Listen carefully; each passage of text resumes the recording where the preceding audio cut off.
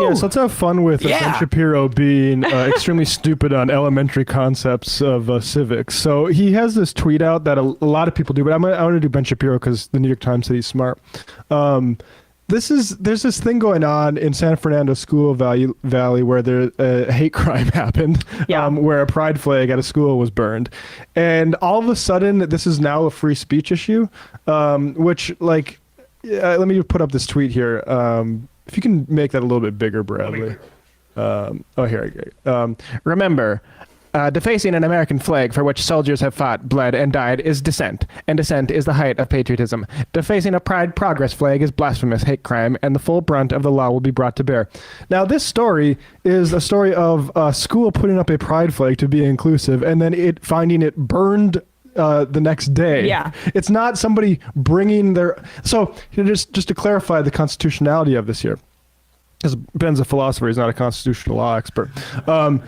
You actually do not have a constitutional right to burn even an American flag that belongs to a school. That is a property crime, as opposed which to these guys love talking about. They think the worst crime you could commit is a property crime. Exactly. You could murder someone if they did something to your property, according to these guys. Exactly. Like Kyle Rittenhouse is calling. Yeah, take your AR and blow some heads off. But you do have the right to burn either flag if you, for instance, purchase it yourself. Yep. So like, and this is, Ben Shapiro knows this. Like, there's a lot of talk about, like, look how dumb these guys are. Look how dumb Tim Pool is for not knowing Rage Against the Machine. This is a performance. And this is a performance meant to basically justify this sort of intimidation through violence and threats of violence and suggestions of violence.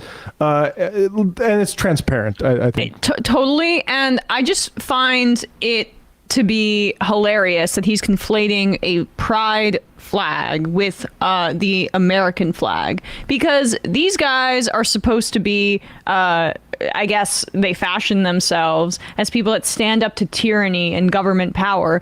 There is no like structure. There's no imposition of people who are gay, who are queer, who are trans on anybody else. Like, quite literally, all they want to do is be left alone and have the ability to have trans-affirming care or to be able to get married to who they want to without discrimination. And so the burning of a symbol of inclusion is different than the burning of a symbol of state oppression in the instances of protests when the flag is burned.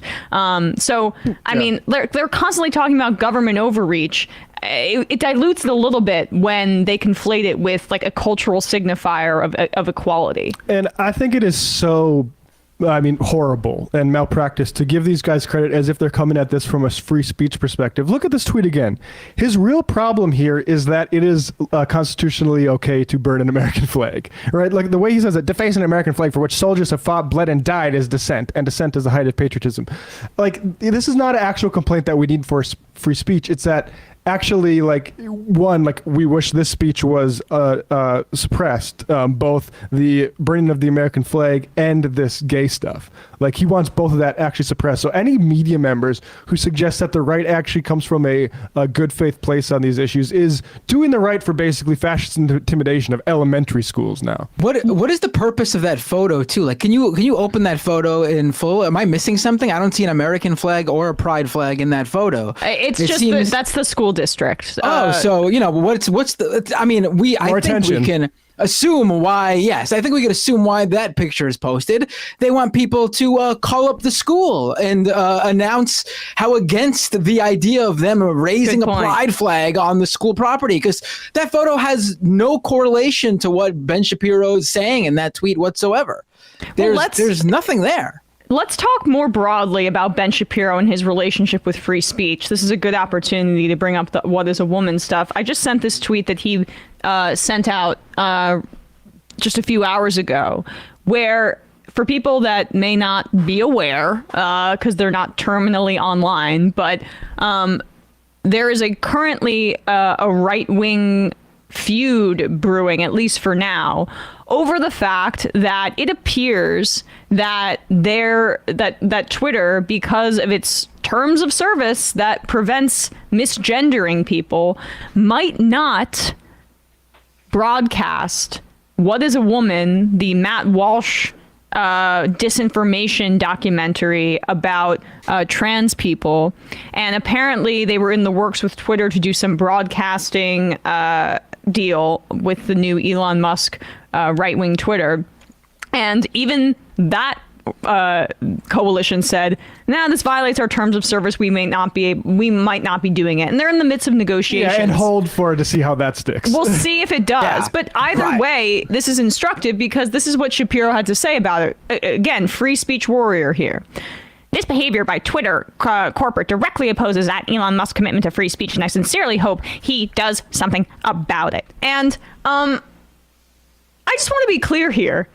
This guy doesn't give a crap about free speech because he said nothing about Elon Musk helping the suppression of speech currently in Turkey to help Erdogan, said nothing about Elon Musk helping currently Narendra Modi's fascist government in India suppress speech, actively doing so, suppressing dissent, which is the real free speech that we're concerned about.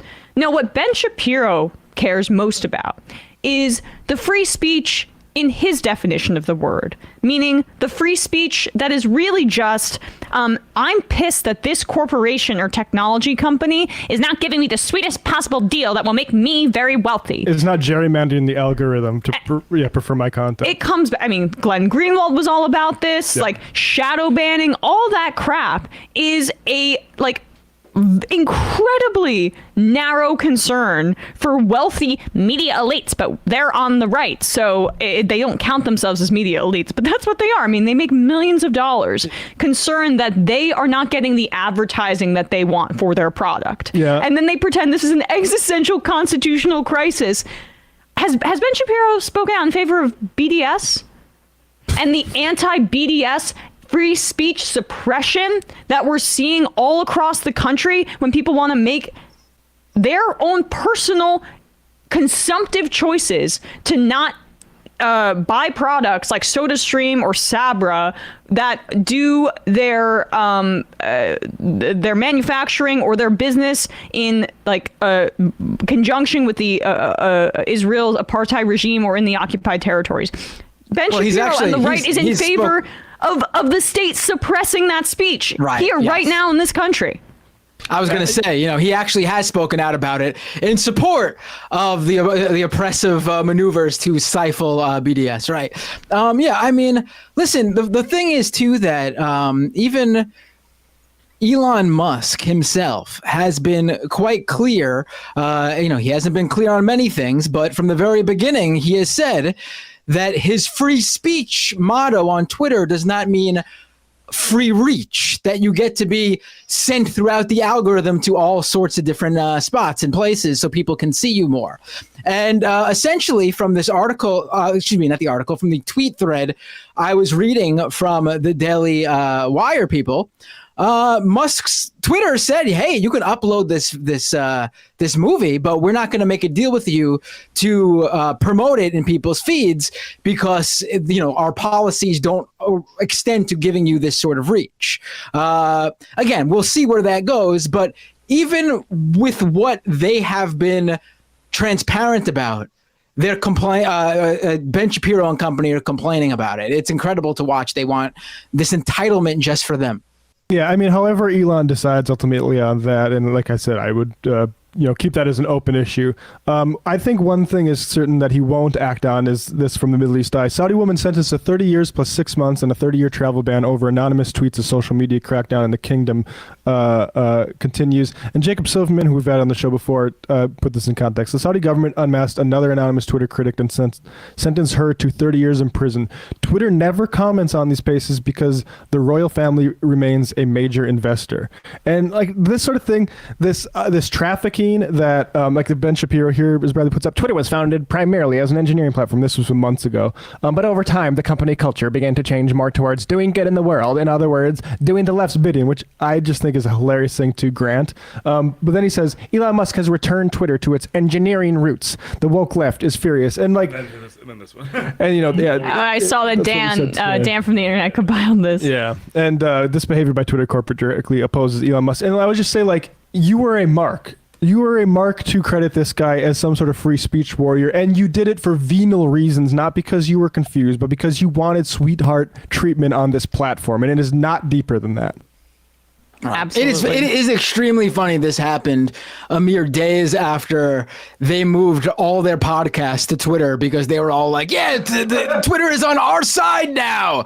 I mean, again, we'll see where this goes. Elon Musk is it's not new for Elon to kowtow to a bunch of people yelling at him to do something opposite of what he originally said he would do. I can easily see him reverse course, but this is extremely funny to see happen nonetheless, just days after they moved all their podcasts in full to Twitter to take advantage of the new free speech ideology Twitter is abiding by. Musk has just come out in the replies to Jeremy Boring of the Daily Wire. Yeah. All right, here we go. So no surprise. What did he say? This was a mistake by many people at Twitter. It is definitely allowed. Whether or not you agree with using someone's preferred pronouns, not doing so is at most rude and certainly breaks no laws.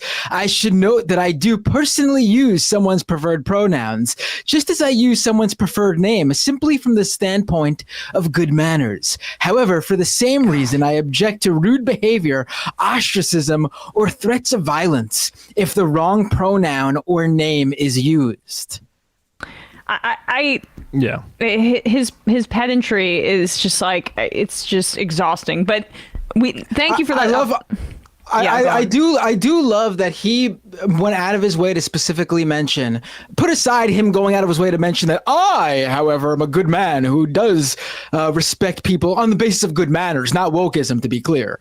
But that end part, it really sticks out to me that he objects rude behavior, ostracism, or threats of violence if the wrong pronoun or name is used, as if that really happens. When in actuality, the reverse happens, where people constantly misgender individuals specifically to ostracize them and many times to harass them and threaten them with violence. But that doesn't cross his radar. To him, at most, doing that is rude.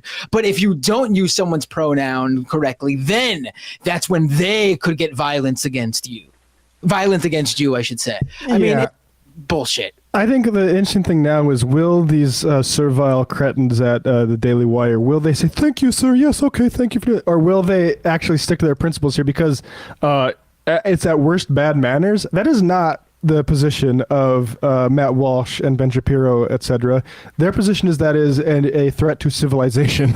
Yeah. So, I knew Elon was going to fold like this. Ultimately, I'm not surprised that this entire thing ended up being like basically a promotion for this dumbass documentary that Matt Taibbi is a big fan of, for instance. And like, but I will be interested to see if they quibble with his, bullshit corporate justification, or if they just say, thank you, sir.